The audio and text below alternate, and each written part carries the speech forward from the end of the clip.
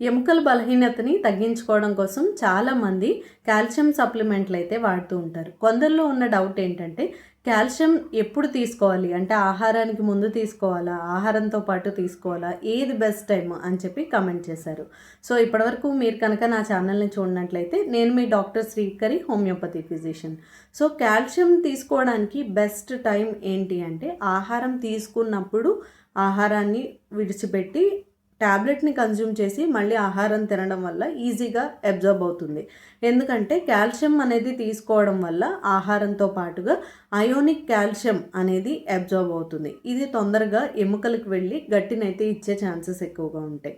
Number 2, ఎవరికైతే calcium ఎక్కువగా తీసుకోవడం వల్ల కడుపు ఉబ్బరంగా ఉంటుంది, కొంతమందికి అయితే మోషన్స్ కూడా అవుతూ ఉంటాయి, లేదంటే కొంతమంది గ్యాస్ పట్టేసినట్టు ఇండైజెషన్ ఫీలింగ్గా కూడా అనిపిస్తూ ఉంటుంది.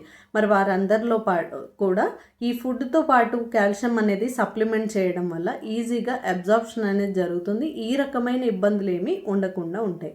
మీకు కనుక ఈ వీడియో ఇన్ఫర్మేటివ్ అనిపిస్తే please share to everyone. Thank you.